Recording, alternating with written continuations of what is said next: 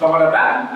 Seperti janji saya terdahulu, kita lanjutkan dengan integral trigonometri.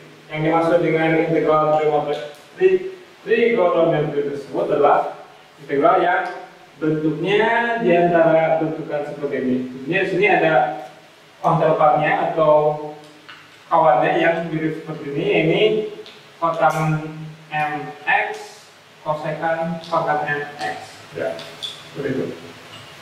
Oke. Integral ini itu kita selesaikan dengan memanfaatkan identitas trigonometri yang sudah kita ketahui. Kita harus tahu dengan identitas trigonometri yang ini. Saya yakin Anda semua ingat. Kalau kita bagi masing-masing sukunya dengan cos kuadrat, maka kita hasilkan integral trigonometri yang baru seperti ini. Kemudian kita juga punya identitas kosinus dari double angle, ya. Hasilnya bisa berupa yang hasilnya sama dengan 2 cos kuadrat x kurang 1 atau 1 kurang 2 sin kuadrat x kurang 1. Dari hasil tersebut kita bisa peroleh cos kuadrat bisa kita nyatakan sebagai ini, dan sin kuadrat bisa kita nyatakan sebagai 1 min cos 2x per 2. Oke. Contoh yang paling sederhananya tentunya integral sin kuadrat x dx. Oke. Bentukan sin yang pangkat genap bisa kita ubah ke bentuk yang ini. Jadi ini sama aja dengan integral setengah dikurang setengah cos 2x dx. Integral setengah x, integral dari cos adalah sin. Agar diturunkan hasilnya seperti ini, sinnya adalah ditambah c. Kalau Anda kurang yakin, tentu saja Anda bisa selalu mengeceknya dengan menurunkan hasil akhir Anda. Betul nggak hasilnya seperti ini? Setengah x diturunkan setengah, seperempat sin 2x diturunkan seperempat dikali cos 2x dikali 2. Hasilnya seperti ini. Nah, jadi ini merupakan hasilnya benar. Oke. Yang berikutnya kita lihat bentukan. Ini masih pangkat seperti itu. Bagaimana kalau kita punya katakanlah cos pangkat 5 dx atau cos pangkat 3 aja. Nah, salah satu ide adalah mengubah semua integral beserta diferensialnya semuanya dalam sin x atau dalam cos x. Pertama kita lihat bahwa si cos pangkat 3x ini bisa kita pecah menjadi cos kuadrat x dikalikan cos x dx. Oke. Kenapa seperti itu? Karena kita ingat bahwa cos x dx ini adalah sama saja dengan diferensial dari sin x. Oke, kalau kita ambil diferensial dari sin x, hasilnya cos x dx. Oke, jadi sekarang tujuannya adalah bisa tidak kita mengubah semuanya dalam sin x. Kita tinggal gunakan identitas trigonometri kita bisa mengubah si cos kuadrat ini menjadi 1 dikurang sin kuadrat. 1 dikurang sin kuadrat x d sin x.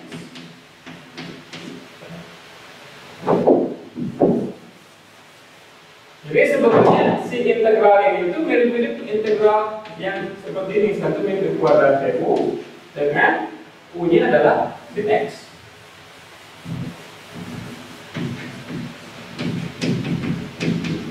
Jadi ini merupakan integral dari polinom yang biasa. Ya. Anda boleh secara eksplisit melakukan substitusi u sama dengan sin x, atau dalam pikiran Anda sudah mengenali itu ukurannya seperti u di sini. Ya. Jadi nanti hasilnya akan sama dengan kalau kita integralkan 1 terhadap sin x, ya, dengan sin x. Ini sin kuadrat, hasilnya kita naikkan pangkatnya dibagi dengan 3. ditambah C. Kalau Anda tidak terbiasa langsung bekerja di sini, Anda bisa kerjakan integral ini. Integral 1 du adalah U. Integral U kuadrat sepertiga U pangkat 3. Kemudian substitusikan U sama dengan sin X. Kita juga akan mendapat hasil yang sama.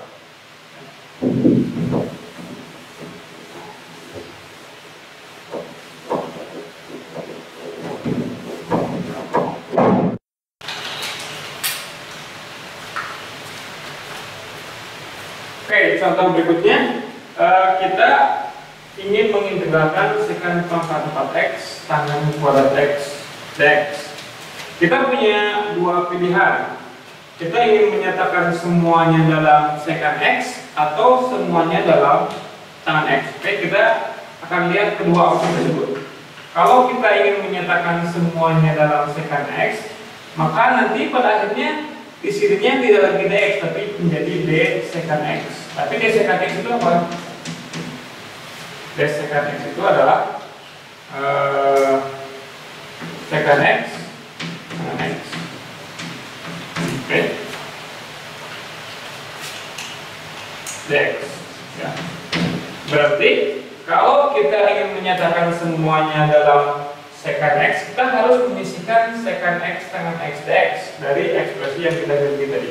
Jadi si secant pangkat 4x tangen kuadrat x itu kita tuliskan menjadi secant pangkat 3x tangen x. Kemudian kita sisihkan secant x tangen x dx. Ini menjadi secant pangkat 3x tangen x. Yang ini menjadi d secant x. Oke.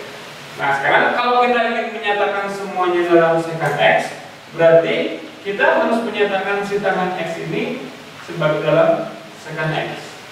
Tapi bentuknya tidak begitu bagus karena akan melibatkan tanda akar. Oke. Jadi untuk sementara kita tunda dulu yang ini dan kita coba melihat kalau kita memilih untuk menyatakan semuanya dalam tangen x, maka nanti kita harus mempunyai d tangen x. Tapi d tangen x itu apa? Secant kuadrat x dx. Oke, ini tadi mesti tanda tanya. Oke. Sekarang untuk mempunyai d tangen x, kita harus menyisakan secant kuadrat x dx agar hasilnya persis seperti soal pada mulanya. Berarti di sini kita masih mempunyai secant kuadrat x tangen kuadrat x. Oke, kita coba periksa lagi. Ini dikali ini secant pangkat 4x tangen kuadrat x dx. Ya, ini merupakan ekspresi yang sama seperti pada soal yang awal. Ya. Nah, sekarang kita menanyakan hal yang serupa. Oke, bisakah semuanya kita nyatakan dalam tangen x, karena si secant kuadrat x dx ini merupakan d tangen x. Ini sudah dinyatakan dalam tangen x. Bagaimana dengan secant kuadrat? Ingat bahwa kita punya identitas si secant kuadrat itu adalah 1 ditambah tangen kuadrat. Jadi ini sama dengan 1 ditambah tangen kuadrat x dikali tangen kuadrat x d tangen x. Jadi ini kalau kita substitusikan u sama dengan tangen x, ini bentuknya persis seperti bentukan yang seperti ini. Integral dari polinom biasa. Ini mudah kita integralkan. Nanti setelah kita peroleh hasil dalam u, kita substitusikan lagi u sama dengan tangen x. Ya. Jadi kita lihat kita punya dua pilihan di sini, dan ternyata pilihan yang kedua adalah pilihan yang lebih baik karena dengan pilihan tersebut kita berhasil menyelesaikan integral kita. Oke.